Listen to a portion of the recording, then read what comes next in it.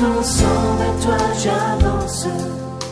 Saint de ta puissance, fort de ta présence à chaque pas. Dans le précieux nom de notre Seigneur et Sauveur Jésus-Christ. Et je vous prie, s'il vous plaît, de saluer votre voisin. Et je vous salue également, vous qui êtes en train de nous suivre à travers les médias, de partout où vous êtes. Que le Seigneur se souvienne de chacun de vous. Que l'Éternel vous bénisse abondamment. Je voudrais que nous puissions reprendre cet enseignement que nous avons commencé sur le commandement et l'avantage d'aimer Dieu. Le commandement et l'avantage d'aimer Dieu. Les textes qui nous servent d'introduction et se trouvent dans Matthieu chapitre 22 du verset 34 au verset 38. Matthieu chapitre 22, 34 à 38. Où nous lisons ceci. Les pharisiens, ayant appris qu'il avait réduit au silence le Sadducéen, se rassemblèrent. Et l'un d'eux, docteur de la loi, lui fit cette question pour l'éprouver. Maître, quel est le plus grand commandement de la loi? Jésus lui répondit, tu aimeras le Seigneur ton Dieu de tout ton cœur, de toute ton âme et de toute ta pensée. C'est le premier et le plus grand commandement. Amen. Amen. Ici, nous voyons que pour les pharisiens, leur préoccupation était simplement de connaître les premiers, les plus grands des commandements. Mais Jésus prend soin de montrer que ce n'est pas seulement le premier, mais il dit c'est également les plus grands commandements. Le premier parce que c'est la chose que Dieu attend que nous puissions faire avant toute chose. Avant de faire quoi que ce soit pour Dieu, il attend que nous puissions d'abord l'aimer. Aimer Dieu, c'est la première chose qu'il attend. Beaucoup de gens, beaucoup de fois, même nous-mêmes, nous cherchons à faire beaucoup de choses pour Dieu, mais ce qu'il attend d'abord, c'est de l'aimer. Parce que là où il n'y a pas l'amour, on peut faire beaucoup de choses par contrainte, par obligation ou par formalité. Mais là où il y a l'amour, tout ce que l'on fait, on le fait avec joie. Tous les autres commandements, nous pourrons les faire avec joie que lorsqu'il y a amour pour Dieu. Vous savez, chaque fois que vous faites quelque chose avec amour, toute la souffrance qui peut être attachée, je dis bien qui peut être attachée à la chose, vous allez facilement l'ignorer. Quand vous faites quelque chose pour quelqu'un que vous aimez, toute la souffrance liée à ce que vous faites est complètement annihilée. Annihilée. Pourquoi? Parce que votre amour vous donne la joie de le faire. Beaucoup de gens servent Dieu avec tristesse, avec peine. Beaucoup de gens, même quand il s'agit de donner quelque chose pour l'œuvre de Dieu, ils le font avec peine. Parce que fondamentalement, il n'y a pas l'amour pour Dieu. Il n'y en a pas. Il n'y a pas d'amour pour Dieu. Et il dit, c'est le plus grand commandement. Il dit, ce n'est pas seulement le premier, mais c'est le premier et le plus grand commandement. Cela veut dire que s'il y a quelque chose de grand que nous pouvons faire pour Dieu, quelque chose de significatif que nous pouvons faire pour Dieu, c'est l'aimer. Aimer Dieu, c'est la chose la plus significative ou la plus grande que nous pouvons faire pour Dieu. Amen. Et hélas, quand vous demandez à chaque personne s'il aime Dieu, tout le monde répond toujours par l'affirmatif, oui, j'aime Dieu, mais pourtant dans la réalité, nous savons que ce n'est pas vrai. Beaucoup prétendent aimer Dieu, mais ils ne l'aiment pas. C'est pour ça que nous avons donné les 7 versets que je me plais toujours de vous rappeler. L'amour pour Dieu, première vérité, l'amour pour Dieu n'est pas universel.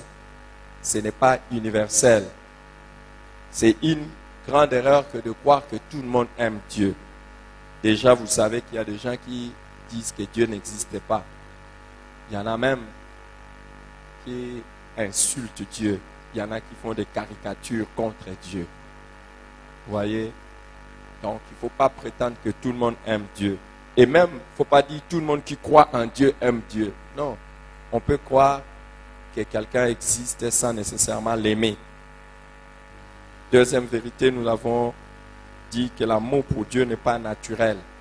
Ce n'est pas quelque chose avec lequel nous naissons et grandissons. Ce n'est pas une chose avec laquelle nous naissons et grandissons. Non, chaque personne qui est née aime Dieu. Et chaque fois que nous sommes en train de grandir, cet amour grandit en nous. Non, l'amour véritable est une question de décision, une question de volonté. Celui qui aime Dieu, c'est celui qui a décidé d'aimer Dieu. Celui qui aime Dieu, c'est celui qui a choisi d'aimer Dieu. Ce n'est pas quelque chose qui est là. Et nous l'avons vu que lorsque vous voyez une personne aimer Dieu, c'est véritablement une grâce. C'est vraiment une grâce. C'est que le Saint-Esprit a fait un travail dans le cœur de cette personne. Tout le monde n'aime pas Dieu de manière naturelle. Et si vous aimez Dieu, c'est que vous le voulez. Si aussi vous n'aimez pas Dieu, c'est aussi quelque chose que vous ne voulez pas. Troisièmement, nous avons vu que l'amour pour Dieu peut être négligé au profit de l'apparence et des pratiques de la religion. Qu'est-ce que ça dit? Beaucoup de gens peuvent négliger le fait d'abord d'aimer Dieu et mettre en avant l'apparence religieuse. Vous les voyez, ils sont toujours là à l'église, ils viennent toujours à l'église, ils donnent leur offrande. Ils donnent plus d'importance à ça qu'à aimer Dieu véritablement. Donc, il y en a même qui prêchent, il y en a même qui font le service de nettoyage à l'église. Alors, ils veulent même que tout le monde le voie. Il y en a qui sont au protocole. Ils négligent l'amour pour Dieu. Et pourtant, il faut commencer d'abord par aimer Dieu avant de faire quoi que ce soit pour lui. Quatrièmement, nous avons vu que l'amour pour Dieu est quelque chose qu'il note, qu'il apprécie et récompense. Autant nous les hommes, nous savons qui nous aime.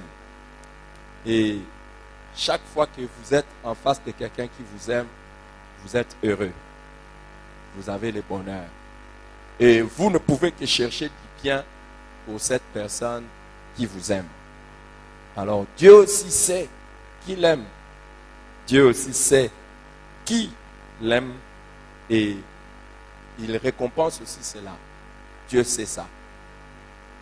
Aide-moi à dire à ton voisin, Dieu sait si tu l'aimes. Dieu sait. Et s'il sait que tu l'aimes, t'en fais pas, il te fera du bien. Dis-lui ça. Si Dieu sait que tu l'aimes, il te fera du bien. Certainement. Et je l'ai dit la fois passée, si nous les hommes, nous savons apprécier et voir où telle personne m'aime et telle personne ne m'aime pas, Dieu, lui qui est d'ailleurs plus grand que nous et plus intelligent que nous, sait. C'est pour ça inutile de chercher à convaincre les autres que tu aimes Dieu. La première personne qu'il faut chercher à convaincre, c'est Dieu lui-même. Cherche d'abord à convaincre à Dieu que tu l'aimes. Cherche à convaincre à Dieu. Ne cherche pas d'abord à nous convaincre à nous que tu aimes Dieu. Cherche à convaincre Dieu. Si Dieu voit ça, c'est fini. Il te fera énormément du bien. Et la Bible dit que Dieu n'est pas injuste. Dieu n'est pas injuste pour oublier notre amour. Si tu l'aimes, il fera des choses proportionnellement à ton amour pour lui. Hier, j'étais en train de suivre un pasteur américain, un docteur américain qui était en train d'enseigner sur l'amour. Comment aimer Dieu. Loving God. J'étais en train de suivre un enseignement. Moi-même, j'ai su aussi beaucoup de prédications. Et je suivais aussi comment on aime Dieu. Et il disait quelque chose de terrible.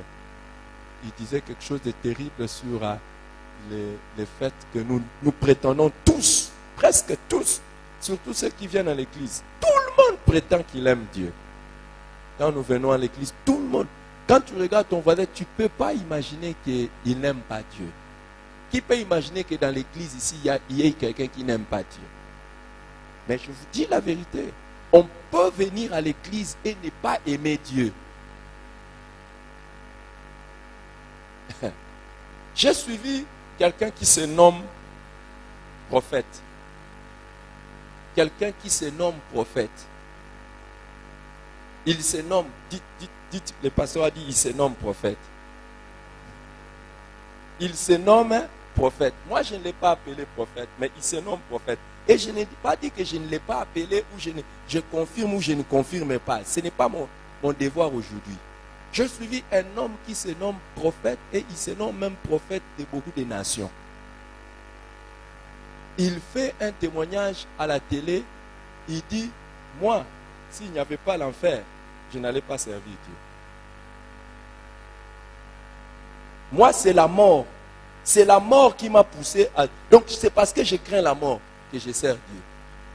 Si ce n'était pas la mort, je n'allais pas servir Dieu. Je l'ai regardé, j'ai dit, my God. Vous voyez un peu, quelqu'un qui dit ça.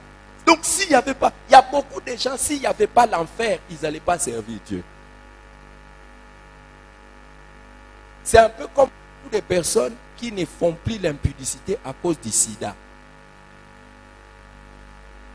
Mais le jour où on trouve seulement la solution contre le VIH-Sida, c'est fini, ils reprennent. Donc quelqu'un dit, il se nomme prophète, et il dit, si c'était pas l'enfer, et il dit aujourd'hui, je vous dis, si c'était pas l'histoire de l'enfer, je n'allais pas me convertir. C'est parce que je crains la mort. Donc vous voyez, donc quelqu'un même, vous pouvez même l'appeler pasteur, vous pouvez l'appeler prophète, vous pouvez l'appeler n'importe qui. Et vous voyez, je vous dis les amis, il connaît la Bible plus que beaucoup de gens ici.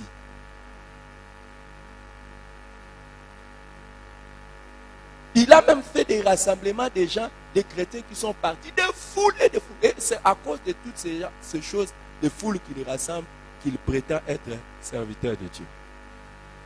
Authentique. Pour montrer qu'il est plus grand que les autres, il parle des quantités de foules qu'il a réunies. Vous voyez, les gens ont suivi un, entre guillemets, prophète. Ils sont allés en masse pour qu'il prophétise pour eux. Mais lui-même dit, si ce n'était pas l'enfer, il n'allait pas se convertir. Vous voyez? Donc, vous pouvez même suivre quelqu'un et aller dans une église où, entre guillemets, un pasteur n'aime pas Dieu. Et il craint Dieu. Et ça, ce n'est pas la crainte de Dieu, ça, c'est la peur de Dieu. Vous voyez un peu? Donc, c'est pour vous dire que beaucoup de gens, même ton voisin, demande même pas à ton voisin de droite, est-ce que tu aimes Dieu? Ton voisin de droite, est-ce que tu aimes Dieu? Et Dieu sait ça. Dieu sait qu'il aime. Et nous avons vu la cinquième vérité, c'est que l'amour pour Dieu est quelque chose qui ne doit pas se limiter aux simples paroles, mais qui doit se démontrer par des actions.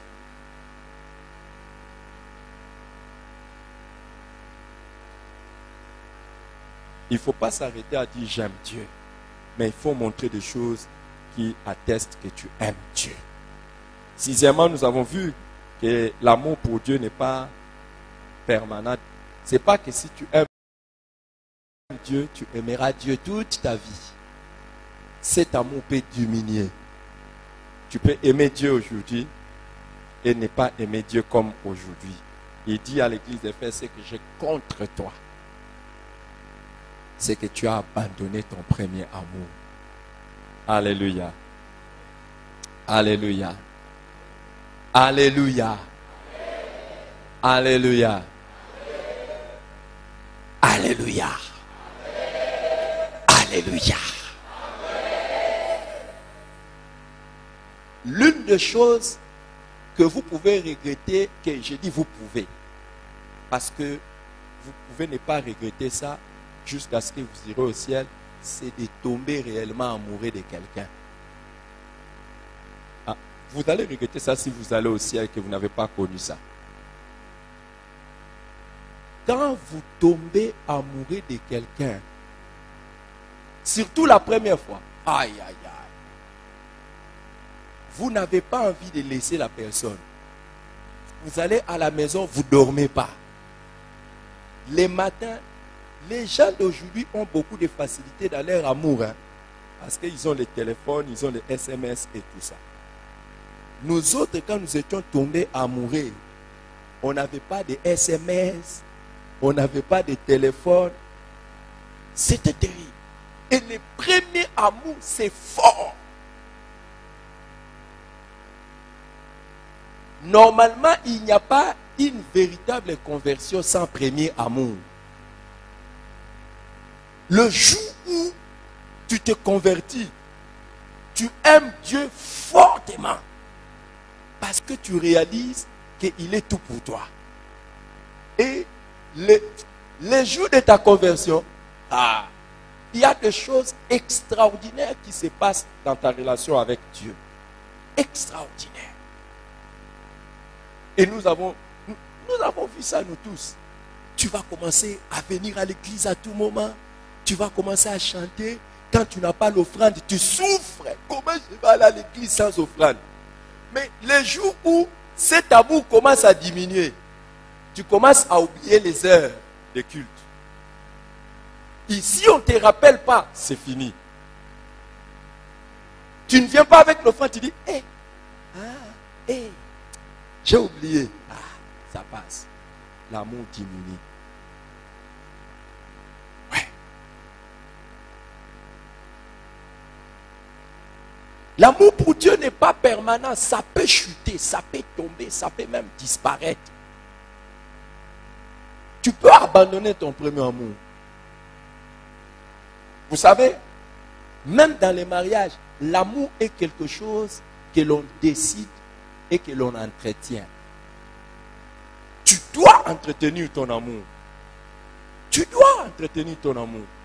Et il y a des choses, si tu ne les fais pas, monte, descend, dis n'importe quoi, cet amour va mourir. Et il y a des personnes qui aimaient au début, mais après ils n'aiment plus. À cause de certaines circonstances. Et c'est la même chose pour Dieu. La même chose. Aimer Dieu aujourd'hui ne veut pas dire l'aimer demain. Ça ne veut pas dire l'aimer demain. Sincèrement, j'aime Dieu, moi. Et j'ai pris qu'un jour, vous puissiez remarquer que j'aime Dieu. Et je n'aimerais jamais abandonner mon amour pour Dieu. La septième vérité, nous avons vu, la septième et la grande dernière vérité, on avait vu que l'amour pour Dieu peut augmenter. Normalement, au fil des temps, au fil des années, tu peux augmenter ton amour pour Dieu. Telle est ma prière pour une personne qui est ici. Que ton amour pour Dieu augmente. Ton amour pour Dieu augmente. Ton amour pour Dieu augmente. Alléluia. Comment alors peut-on exprimer son amour pour Dieu? Comment peut-on exprimer son amour pour Dieu? Comment? Nous avons dit qu'il y a 12 expressions que nous pouvons, par lesquelles nous pouvons témoigner notre amour pour Dieu. 12 expressions. Nous avons commencé la fois passée à mentionner quelques expressions par lesquelles nous pouvons exprimer notre amour pour Dieu. Premièrement, notre amour pour Dieu, nous pouvons l'exprimer par le fait d'être satisfait en lui et lui seul. Le fait d'être satisfait en lui et lui seul. Vous savez, quand vous aimez Dieu, Dieu vous suffit. Vous n'avez plus besoin de quoi que ce soit. Vous n'avez plus besoin de quelqu'un d'autre. C'est un peu comme dans la vie de tous les jours. Quand vous avez trouvé l'homme ou la femme de votre vie, tout le reste ne compte plus. L'un des moyens de savoir que la personne avec qui vous êtes vous aime, c'est que lorsque vous le suffisez, si c'est dans l'amour du mariage, vous le suffisez, la personne n'a plus besoin de quelqu'un d'autre. Et une personne qui aime Dieu n'a plus d'autres personnes qui peuvent prendre encore la place de Dieu. Il n'y a que Dieu et Dieu seul. Personne ne prendra la place de Dieu. Et ça me suffit. Alléluia. Et quand nous disons cela, nous nous suffisons en Dieu lui-même en tant que personne. Pas dans ses dons. Tu t'es satisfait en Dieu en tant que personne. Ce n'est pas à cause de ce que Dieu fait pour toi, mais à cause de ce qu'il est. Il y a des gens qui l'aiment. Il y a des gens qui aiment Dieu à cause de ce qu'il fait pour eux. Mais il y en a qui aiment Dieu à cause de ce qu'il est pour eux. Et j'ai pris pour la grâce. J'ai pris pour la grâce d'aimer Dieu pour ce qu'il est. Juste lui. Amen. Amen. David dit dans le psaume 9, le verset 3, « Je ferai de toi le sujet de ma joie et de mon allégresse. » Si tu veux savoir que tu aimes Dieu, qui aime Jésus? Qui aime Jésus? Qui aime Dieu? Le Père. Qui aime Dieu le Père? Qui aime Dieu le Fils? Je savais que vous allez lever les mains. Et qui aime Dieu le Saint-Esprit? Je savais que tu vas garder la main levée. Mais écoute, si tu aimes Dieu, dès qu'on mentionne le nom de Dieu, tu dois sentir une joie. Tu vois, quand le fait seulement qu'on mentionne le nom de Jésus, ça te fait de la joie. Une grande joie. Tu l'aimes.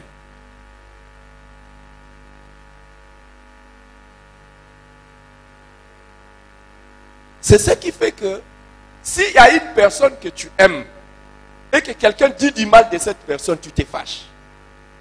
Vrai ou faux? Vrai ou faux?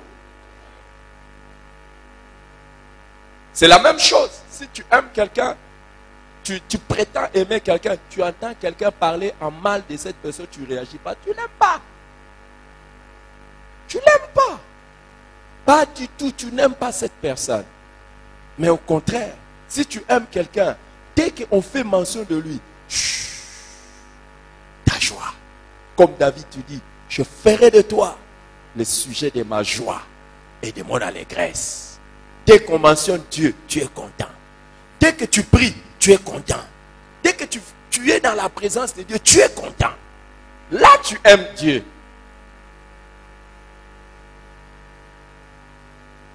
Tu me manques. Ah, tu m'as beaucoup manqué.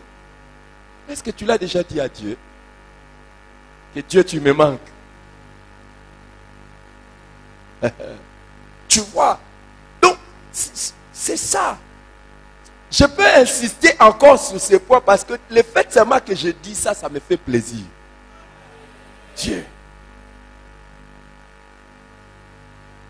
Et le jour où tu tombes amoureux du Saint-Esprit, c'est la même chose.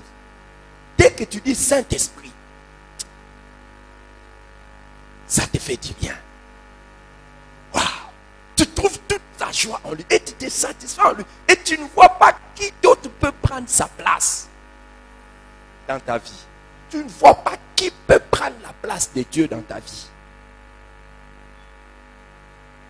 Alléluia.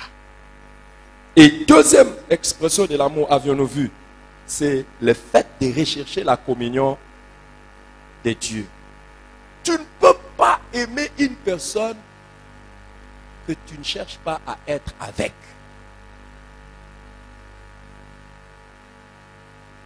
Tu ne peux pas aimer une personne et tu ne cherches pas à être avec la personne.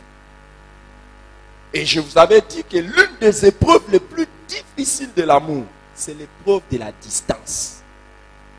C'est pour cela que l'amour à distance, très souvent entre les hommes, ne dure pas. Si vous ne savez pas entretenir l'amour à distance, ça disparaît. Ça va disparaître. Grâce, moi par exemple, moi et ma femme, grâce à la communication, à ces moyens de communication, c'est chaque jour, nous nous parlons. Chaque jour, nous nous parlons. Chaque jour. Hier, je suis venu ici au culte matinal et après le culte matinal, je suis resté en communion avec certains frères et sœurs ici et je suis allé, c'était tard. Donc, elle était déjà partie au service. On n'a pas parlé, j'étais là, j'ai tremblé. Je disais, oh, je n'ai pas parlé à ma femme. Je n'ai pas parlé à ma femme. Et comme elle est à distance là, je dis, mais Seigneur, est-ce qu'elle s'est bien réveillée? Est-ce qu'elle a bien commencé la journée? Est-ce que... Ah, je n'ai pas parlé à ma femme. J'ai commencé à écrire des textos en désordre pour lui. J'ai appelé sur tous les réseaux. Et elle ne réagissait pas. Après, je suis entré dans la dimension spirituelle. J'ai dit, Seigneur, tu ne m'as pas dit qu'il y a un problème, c'est qu'elle va bien. Et après, j'ai dit, ah, jusqu'à ce qu'à un moment donné, je dis, ah, sorry, chérie. J'ai dit, ah, wow. C'est toi qui n'aimes. Tu sais, il y a des gens, ils aiment. Tu n'es pas là, tu lui manques pas. Tu sais qu'ils ne t'aiment pas. Si tu aimes quelqu'un, la personne doit te manquer et tu dois chercher à être avec la personne. Et tu cherches la communion de cette... Et dès que vous êtes ensemble, ça va. Attendez, ce que je vous dis, ce n'est pas comme ça dans tous les mariages. Hein. Il y a des gens qui se sont mariés parce qu'ils ont dit, là j'avance, je risque de rester seul. Alors le mari là, ce n'est pas son mari, c'est son papa. Tu peux partir si tu ne me manques pas. La femme là, je l'avais épousée comme ça, tu ne me manques pas. Ah. Vrai ou faux?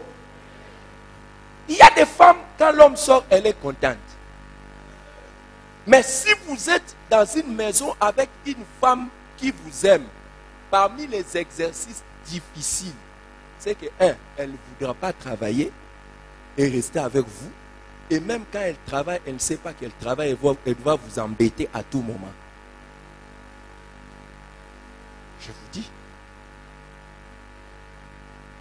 Même quand vous travaillez, elle cherche. Donc, c'est la guerre pour la gérer, pour vous laisser travailler.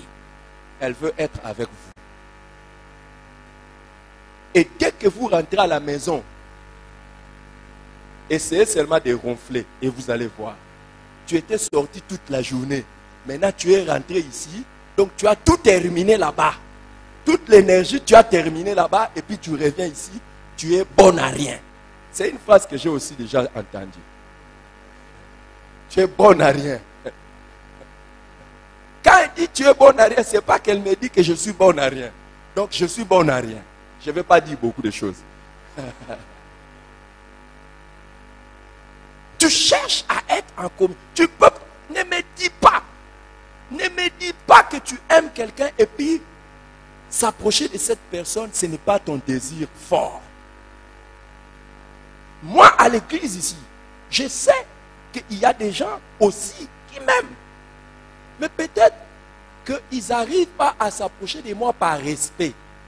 Mais si tu dis tu m'aimes par respect, tu t'éloignes de moi, je sais que tu ne m'aimes pas. Au contraire, si vraiment tu m'aimais, même si tu as un grand respect pour moi, le jour où je m'approche de toi, c'est le jour le plus heureux de ta vie.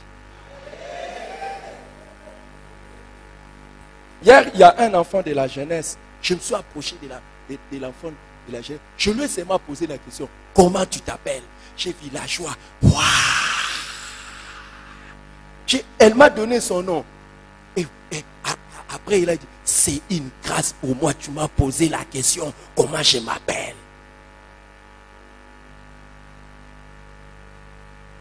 C'est la première. Quand une personne que vous aimez s'approche de vous, c'est bon. C'est parmi les choses aussi que je vois quand les gens viennent à l'église, s'ils m'aiment ou pas, la manière de s'asseoir. Si vraiment tu m'aimes, tu vas chercher à t'asseoir proche de moi. Oui. Je l'ai toujours dit, tu ne peux pas au stade et que tu aimes quelqu'un qui joue et puis tu te mets loin. Si tu aimes, vous ne voyez pas les gens qui aiment les stars, comment ils font tout pour se bousculer, ne serait-ce qu'un jour dans la vie qu'ils croisent la star là. Vrai ou faux?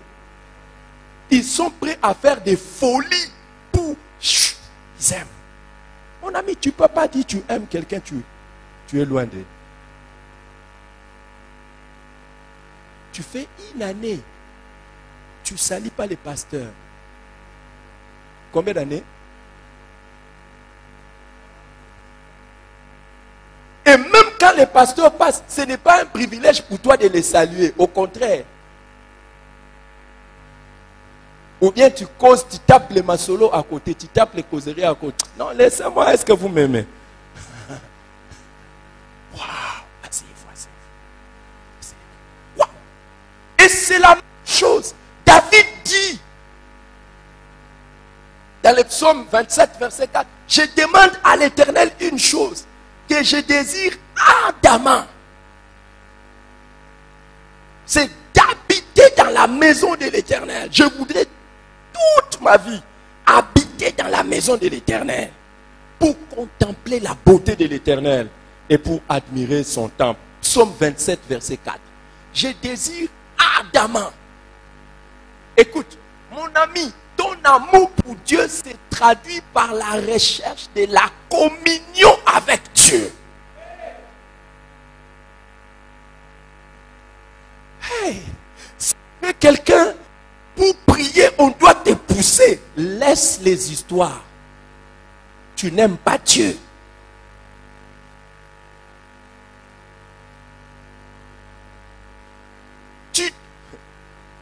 Regardez, j'ai toujours dit, les meilleurs moments de constater les gens qui aiment Dieu, c'est le matin et le soir. Les gens qu'il faut toujours réveiller pour prier, ils n'aiment pas Dieu. Ou bien ils aiment Dieu peu. Et les gens qui vont se coucher sans être avec Dieu. Oui. Et si vous voulez savoir une personne, checkez toute sa journée. Qu'est-ce qu'il a fait qui l'a rapproché de Dieu? Combien d'appels il a lancé à Dieu? Combien de textos il a lu de Dieu? Combien de cœurs il a envoyé à Dieu? Quelqu'un qui aime Dieu, il va être en train de voir Dieu partout. Merci Seigneur. Oh Jésus, merci. Waouh, waouh. Et l'amour pour Dieu, vous savez, beaucoup de gens pensent que l'amour pour Dieu se traduit par la prière. Il y a toutes sortes de prières. Il y a des prières qui ne montrent même pas l'amour pour Dieu, mais des prières qui montrent l'amour pour toi-même. Et beaucoup de prières sont à tes profits, pas au profit de Dieu. Oui. Et c'est le matin que l'on voit ça. Et la nuit. Quand tu te réveilles, tu commences. Oh Seigneur, merci pour le souffle de vie. Je te confie la journée, je te confie ceci, je te confie cela. Tu n'aimes pas Dieu. Tu profites de Dieu. Quand tu te réveilles le matin et que tu prends le temps d'être avec lui, l'adorer, le louer, le magnifier. Et quand la journée se termine, Seigneur, je suis en train d'aller dormir. Qu'est-ce que je n'ai pas fait pour toi? Je voudrais dormir. Qu'est-ce qui manque? Ce n'est pas, au nom de Jésus, tous les démons du village, des sorciers préparés contre moi. Cette nuit, ça ne fonctionnera pas. Oui. Mais tu ne t'es même pas préoccupé de ta relation avec Dieu. Comment c'était? Qu'est-ce que tu as fait? Qu'est-ce que tu n'as pas fait? C'est ça.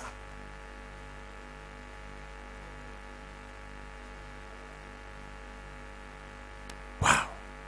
Apparemment, tu es parti, hein? Tu es toujours là. Tu es toujours là.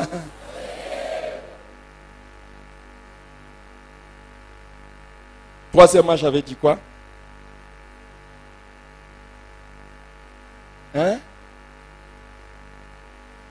Le fait de chercher à les connaître. Plus vous aimez quelqu'un, plus vous cherchez à les connaître. Plus vous cherchez, vous aimez quelqu'un, plus vous cherchez à les connaître. Pourquoi? Parce que votre première grande priorité consiste à faire du bien à cette personne.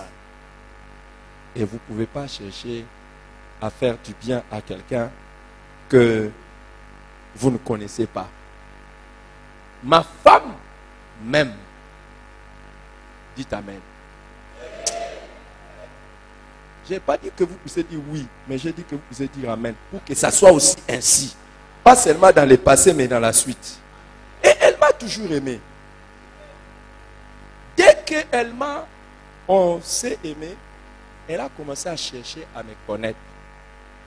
Et elle a, parmi les choses qu'elle a cherché à connaître, je suis de quelle origine? Ce n'était pas parce qu'elle devait choisir, non. Quand elle a connu que je suis de telle origine, elle a cherché à connaître les gens de cette origine aiment manger quoi. Et elle est allée apprendre à préparer les tchakamadesu. Au point qu'aujourd'hui, j'ai même oublié la main de ma mère.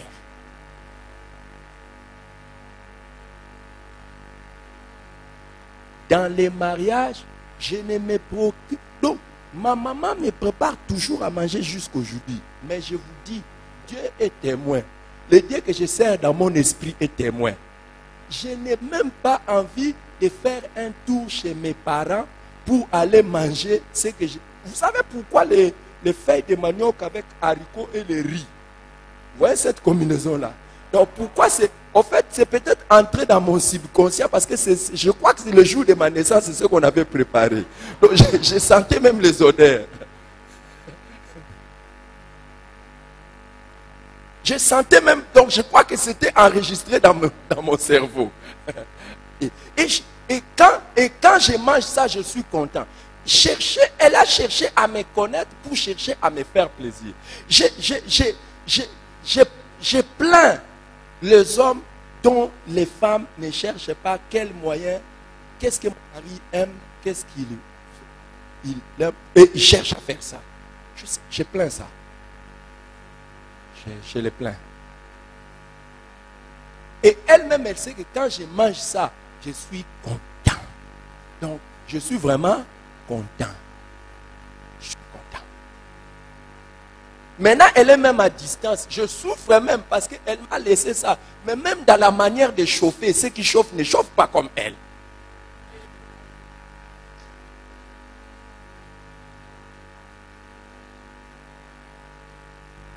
Quand elle revient et qu'elle chauffe même la nourriture, je sens que c'est elle qui a chauffé. Quand il m'arrive de faire un petit tour bizarre et mystique pour aller la visiter mystérieusement, quand elle me prépare, je dis, tu termines quand cette histoire pour rentrer? Elle a cherché à me faire. C'est pas, je vous ai dit, c'est pas difficile pour les femmes d'aimer leur mari. Ce qui est difficile pour les femmes, c'est de se soumettre. Naturellement, les femmes, normalement, n'ont pas de problème pour aimer leur mari, montrer l'amour à leur mari. C'est pour cela que les femmes cherchent beaucoup de choses qui plaisent à leur mari. Contrairement aux hommes. Les hommes, on ne sait pas montrer l'amour à nos femmes. En cherchant ce qui leur fait plaisir. Nous voulons les aimer selon nous. Et Et généralement, ça ne marche même pas.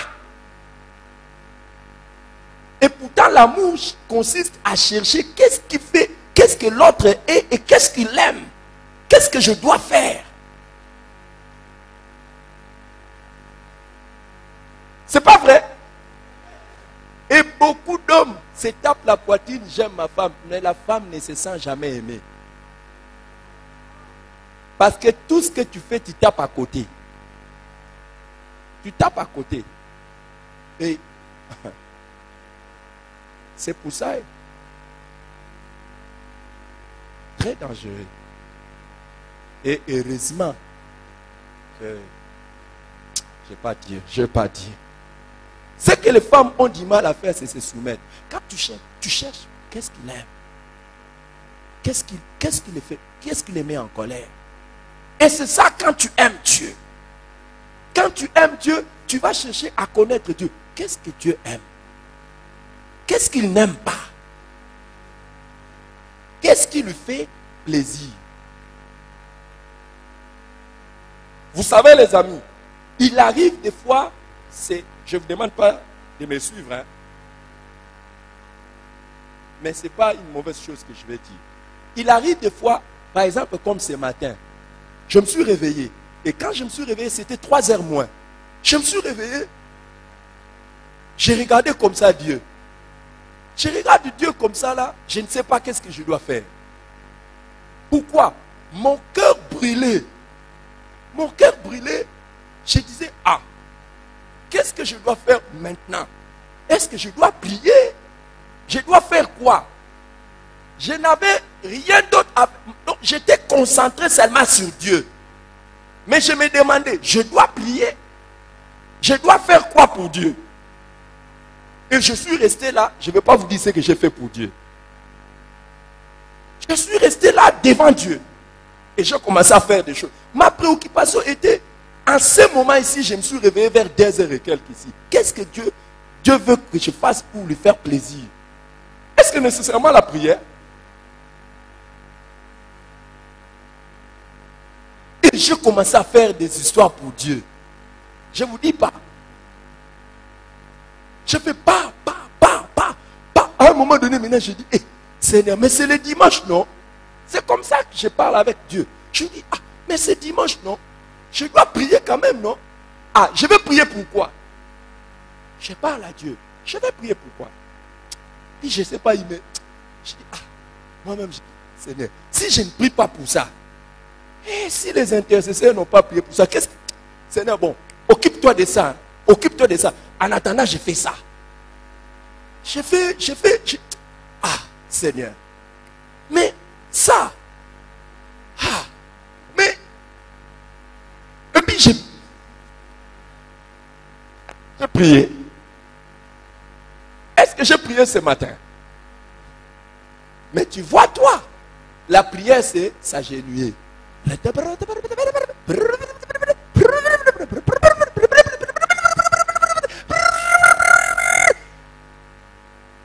Quand tu pries et que tu n'écoutes pas Dieu, tu n'écoutes pas Dieu, Dieu te parle, toi tu parles, Dieu te parle, toi tu parles, tu es vraiment au niveau des bébés.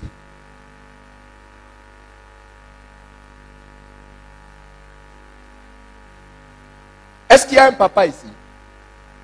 Qui est papa ici? Levez un peu la main. Les papas, levez la main. Imaginez, vous avez votre enfant, chaque fois qu'il vient, il commence. J'ai fini, je pars. Est-ce que vous allez avoir une grande relation avec cet enfant? Mais même quand tu me demandes, écoute, qu'est-ce que j'ai à te dire? Apparemment, tu n'aimes pas. Et quand tu aimes, c'est pour ça, quand tu aimes Dieu, comment tu peux arriver à cette dimension? C'est que lorsque tu aimes Dieu, tu cherches à les connaître. Et comment tu cherches à les connaître? Tu prends ta Bible. Quelle est la révélation que Dieu a donnée de lui-même? Qu'est-ce qu'il a dit? Tu cherches, tu dis, Dieu a dit qu'il est comme ça. Ok. Hey. Dieu a dit comme ça. Oui. Par exemple, aujourd'hui, je ne voulais pas vous dire, pourquoi je vous dis même. Aujourd'hui, j'étais là, parmi les choses que Dieu, je disais à Dieu, qu'est-ce que Dieu aime et qu'est-ce qu'il n'aime pas. J'étais là à la maison, j'étais en train d'écouter quelque chose. Et j'ai peur. Je ne sais pas si je dois vous dire ça. Je ne sais pas si je dois vous dire ça. Au même moment, j'ai demandé pardon à Dieu le matin. Vous savez pourquoi? Le matin, Dieu m'a amené à quelque chose. Le jour où l'homme avait péché dans le jardin d'Éden. C'est comme ça qu'il m'a amené. Le jour où l'homme avait péché dans le jardin d'Éden. La Bible dit, Dieu est descendu. Il a commencé à dire, la première chose que Dieu a dit, c'est quoi? Où es-tu? Est-ce que vous savez que Dieu est à la recherche de tous ceux qui sont perdus? Il est à la recherche de toutes les personnes qui sont perdues. Tous les pécheurs. Dieu est à la recherche. Où es-tu? Où es-tu? Maintenant, ce que Dieu m'a montré aujourd'hui encore, si Dieu il est à la recherche de quelqu'un et que moi je vois la personne et je ne lui donne pas l'information, comment il va me qualifier? Toute personne pour qui tu découvres que c'est un pécheur, mais tu ne pries pas pour la personne, tu es méchant.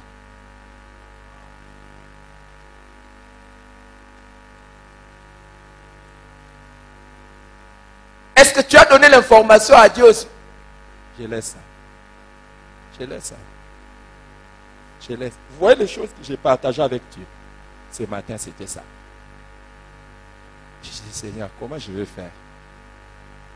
Toute personne que tu rencontres sur le chemin, c'est un pécheur. Sache que Dieu est à sa recherche. Et Dieu m'a amené. Qui veut connaître Dieu? Qui veut connaître Dieu? Tu veux connaître Dieu? La Bible dit, le jour où le fils prodigue était en train de rentrer, quand le fils prodigue était en train de revenir à la maison, le père, comment il a fait? Il a couru vers le fils. Mais qui étaient ses fils? Qu'est-ce que ce fils venait de faire? Il a tout gaspillé. Il était avec les prostituées. Il a dépensé tout. Quelqu'un qui est devenu tchel, prostitué, drogué, le père court vers lui. Et il l'embrasse. Il est saisi. Et il organise une fête. Quand est-ce qu'on organise une fête? C'est quand on attend quelque chose on a reçu, ou bien on vient d'obtenir quelque chose qu'on cherchait fortement. Ce n'est pas pour rien que Dieu organise une fête chaque fois au ciel quand une personne s'est convertie. C'est parce qu'il attend ça sérieusement. Il attend sérieusement chaque conversion.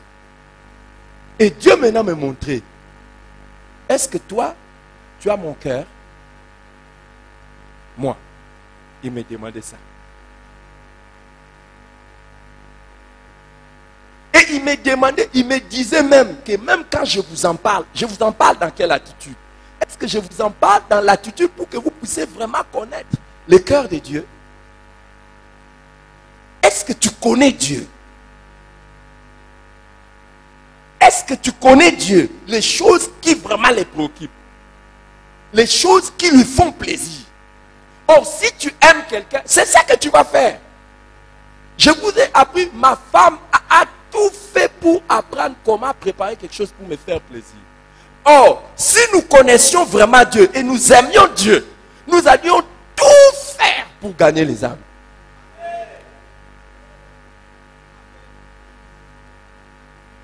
Et chaque personne que nous voyons qui n'est pas sauvée, on n'allait pas d'abord le voir comme un partenaire d'affaires, un collègue de travail, un voisin, mais on allait le voir comme un perdu. Ouais. Et j'étais là, je disais, waouh Seigneur, qu'est-ce que je dois faire? Qu'est-ce que je dois faire? Demande à ton voisin, est-ce que tu aimes Dieu? Il dit quoi? Il dit quoi? Est-ce qu'il connaît Dieu? Vous savez, quand vous posez la question à beaucoup de chrétiens, est-ce que tu connais Dieu? Vous savez comment ils répondent? Je le connais. C'est mon Seigneur et mon Sauveur personnel. Point barre. C'est tout ce que les gens ont la révélation de Dieu. Comme Seigneur et Sauveur personnel. Waouh! Quatrièmement, si vous aimez quelqu'un, cela va se démontrer par le fait de faire. Si vous aimez Dieu, cela va se démontrer par le fait de faire de Dieu votre priorité. Si vous aimez Dieu, cela va se démontrer par le fait de faire de lui la priorité.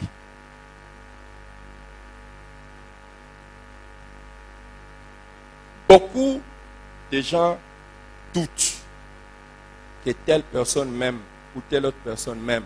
Parce que même quand il est, par exemple, si vous aimez quelqu'un qui avait beaucoup d'amis, vous voyez que vous êtes là, mais la personne ne change pas, il est toujours de la même manière avec ses amis. Vous avez dit, oh, même pas. Si une personne vous aime et que vous êtes là, il va montrer à ses amis que la personne que j'aime est là. Et vous autres, derrière. Vrai ou faux? Et quand vous aimez quelqu'un, il devient votre priorité, même dans la recherche de la satisfaction. Donc, vous faites tout pour lui plaire lui. Par rapport à tout le monde.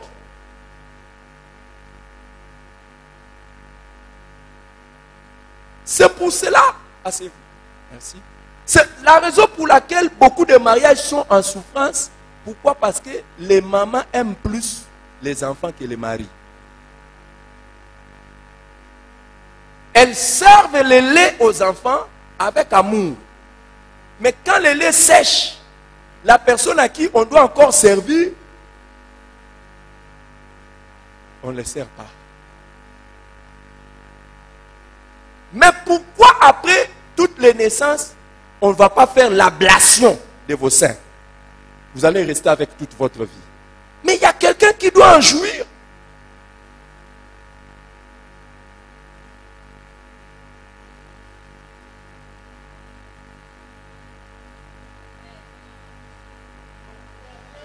Mais vous servez avec joie les enfants. Et vous faites la comédie d'appeler votre mari bébé. Mon bébé.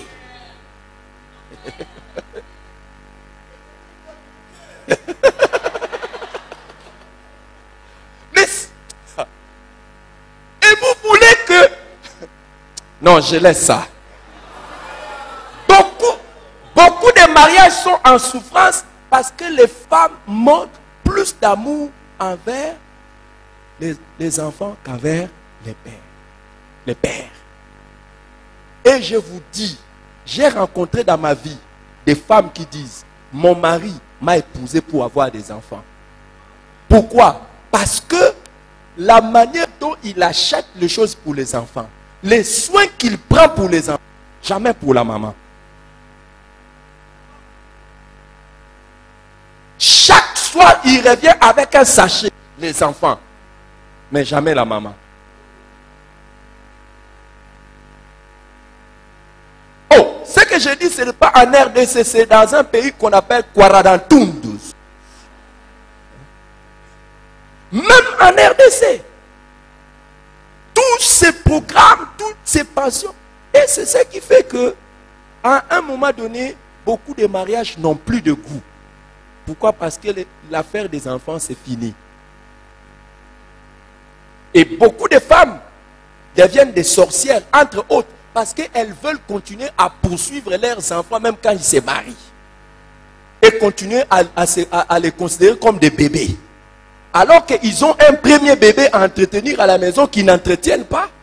Ils veulent aller poursuivre les maris d'autrui et les femmes d'autrui.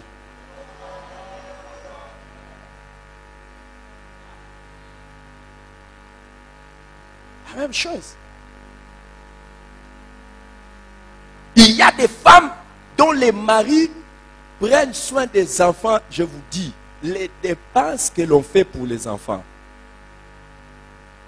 Moi, je connais, même dans cette église, des femmes dont les maris gagnent beaucoup d'argent. Mais vous voyez, la femme est obligée de se battre et faire même les travaux.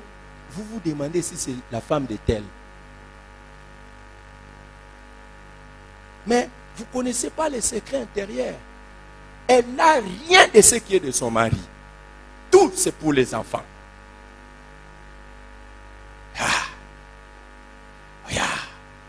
Mais, et pourtant, la première personne qu'on avait dit je t'aime, c'était elle. Quand vous aimez Dieu, les amis, ça se voit par la priorité que vous donnez à Dieu. C'est pour ça, ne me dites pas que vous aimez Dieu alors que l'argent tombe dans vos mains, vous avez des difficultés de payer la dîme.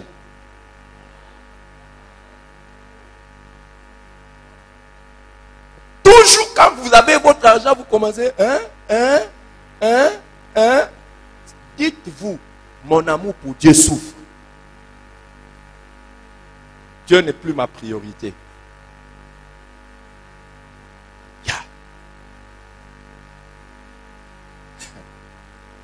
Vous avez quelque chose, vous savez, c'est drôle, hein? Je vous dis, c'est drôle. Peut-être maintenant là, avec tout ça, ça a baissé un peu. C'est drôle. Vous pouvez voir qu'un jour de culte, vous venez comme ça au culte, comme ça. Comment ça?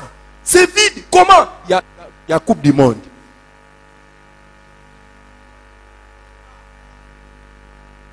Comment tu n'as pas fait?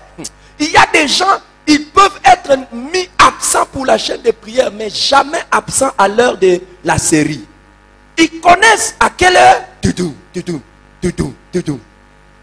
Ça va commencer. Et dès qu'il attend,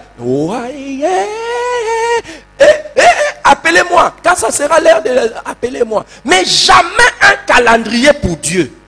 Jamais un calendrier pour la prière, la méditation, tout ça. Mais il connaît même que ça va passer à 19h25. Et dès qu'on met la publicité à 19h25, en tout cas, c'est genre des gens de télévision. Hein. Il est prêt à faire tout. Mais quand c'est Dieu, c'est pas ça. Paul dit dans Philippiens chapitre 3. Philippiens chapitre 3. Verset 7. Il dit, ces choses qui étaient pour moi un gain, je les ai regardées comme une perte à cause de Christ. Et même je regarde toutes choses comme une perte à cause de l'excellence de la connaissance de Jésus-Christ mon Seigneur, pour lesquels j'ai renoncé à tout. Et je les regarde comme la boue, afin de gagner Jésus. Tout, je les mets au second plan. Tout ne compte plus. À cause de notre amour pour Dieu, même le mariage, c'est au second plan. Ouais. Vous ne saviez pas ça? Même le mariage, c'est au second plan. Ma femme me dit toujours, quand elle m'appelle, mon cœur après Dieu. C'est comme ça qu'elle m'appelle. Mon cœur après Dieu. Donc d'abord Dieu et puis moi. Mais seulement le mari avant Dieu. Il te fera un truc. Tu vas recourir à Dieu. Mets ta femme avant Dieu. Un jour, tu seras dans les envies de quelque chose. La chose qu'elle va te balancer, si ce n'est pas Dieu, tu vas faire une crise d'AVC.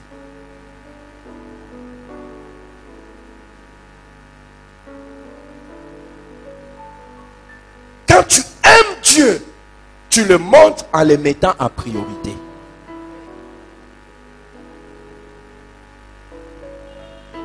Si Dieu ne vient pas à la première place, c'est pour ça, dès que nous nous réveillons, c'est Dieu.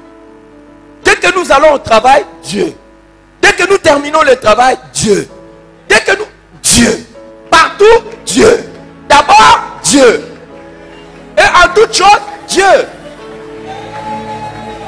Et s'il y a une chose, même ta femme ne devrait pas négocier avec toi, ce sont des choses pour Dieu. Même ton mari ne doit pas, il ne doit pas te tuer dans ton amour pour Dieu. Que Dieu bénisse sa parole.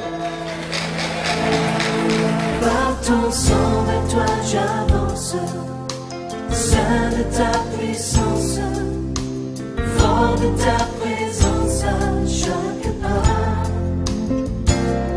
En ton sang ma délivrance, sceau de ton